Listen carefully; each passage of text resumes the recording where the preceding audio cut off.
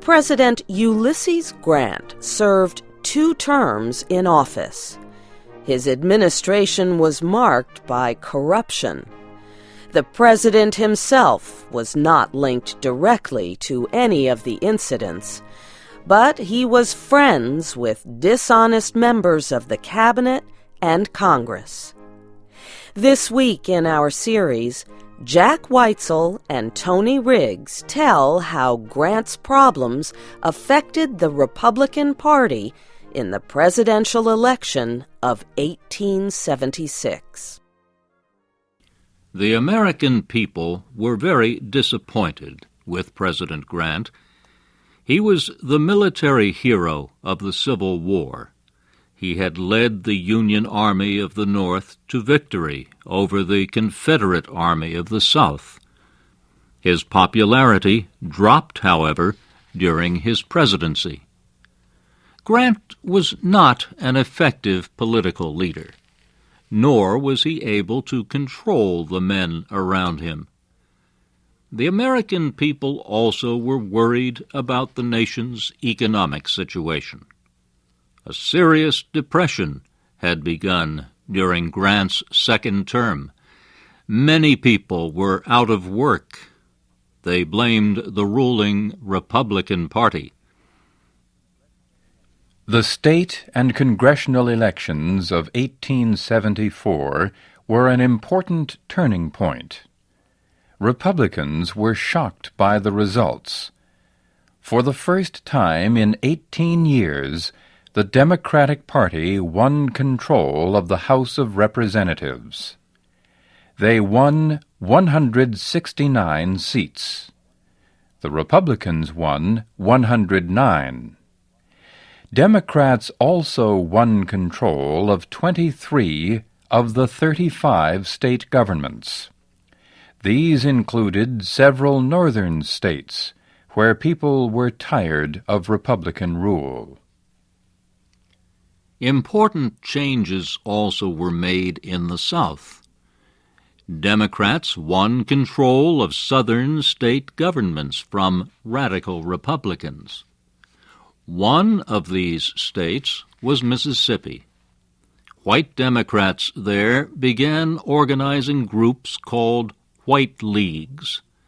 These groups wanted to prevent blacks from voting for radical Republicans.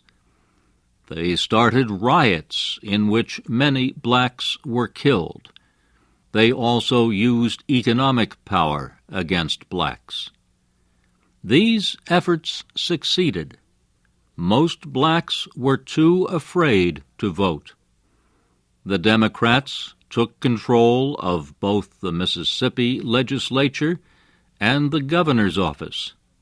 Similar actions with similar results took place in other southern states.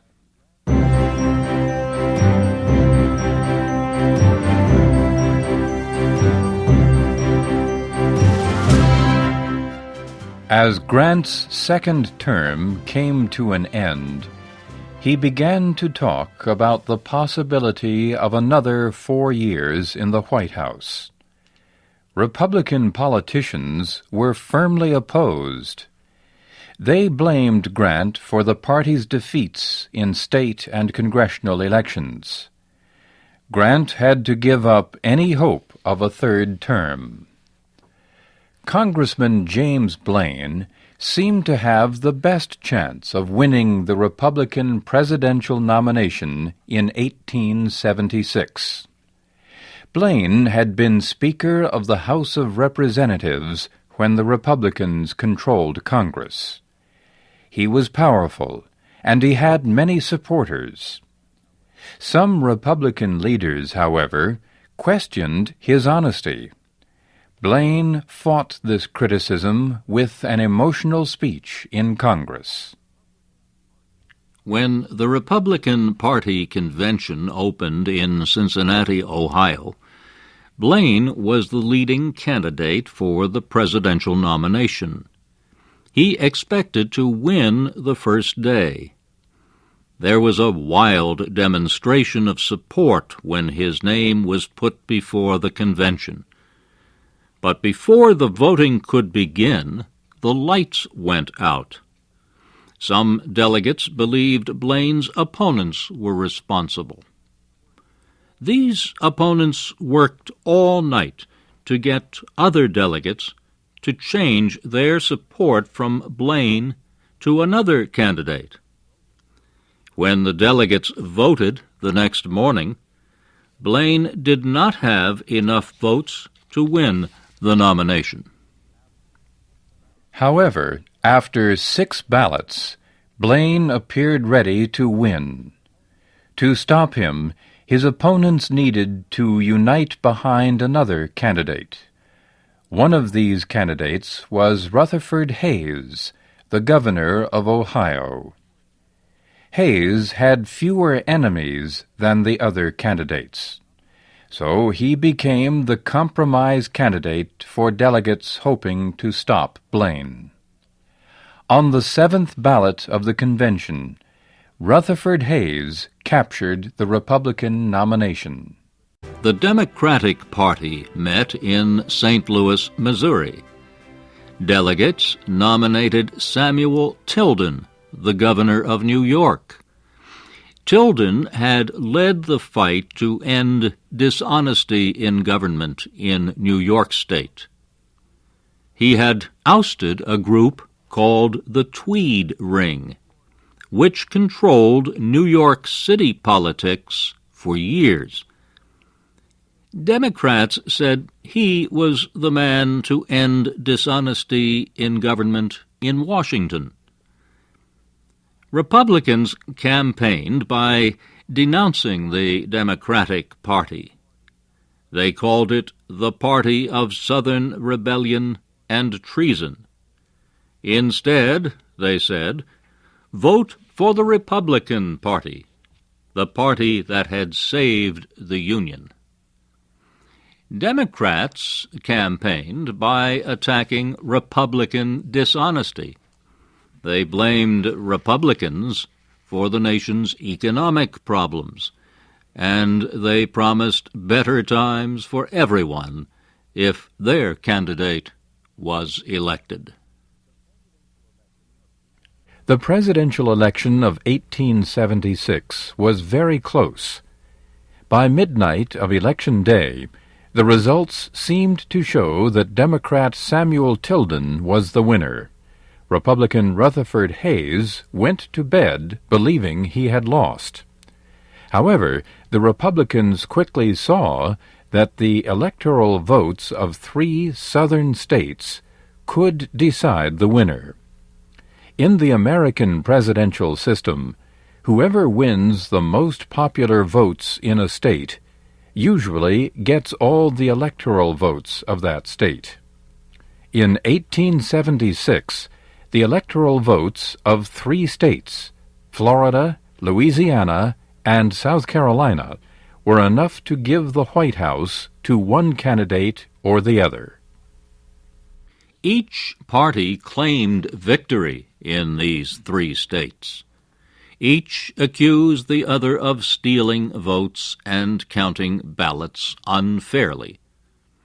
Finally, the 2 parties agreed to form an electoral committee to decide who had won the disputed votes.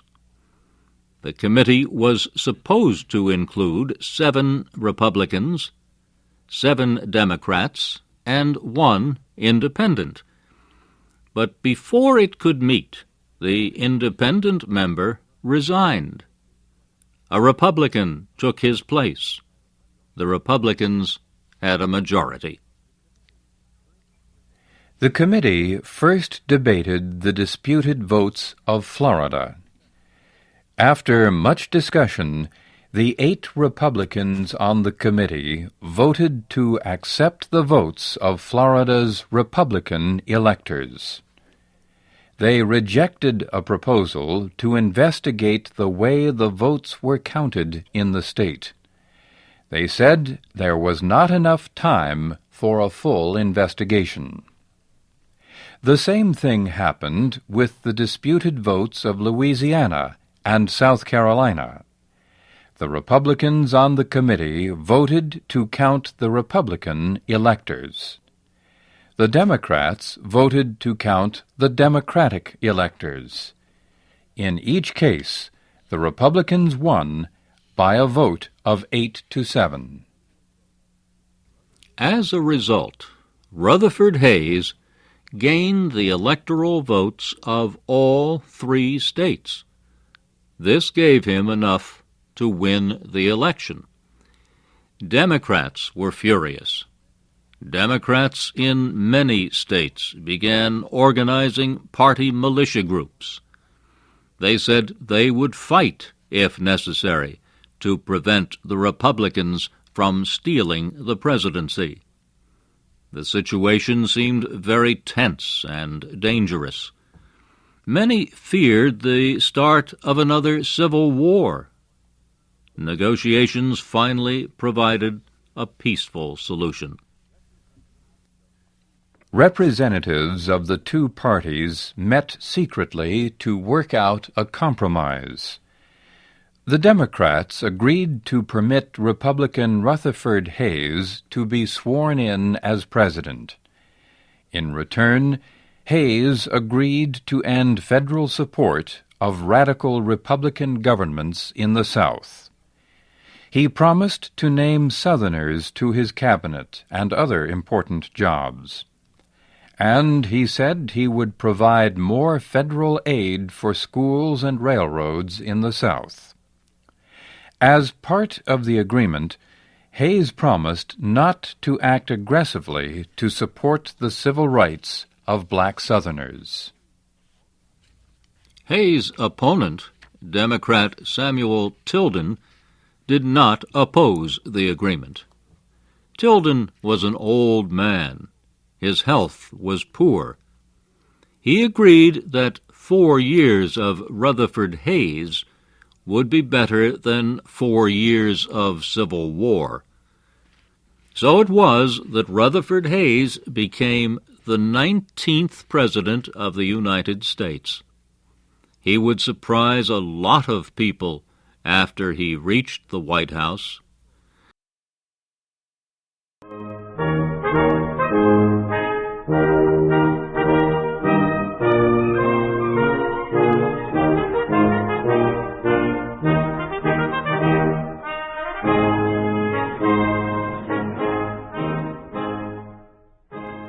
Thank you for watching.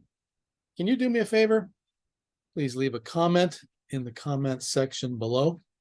That would really help. Thank you, and see you again soon.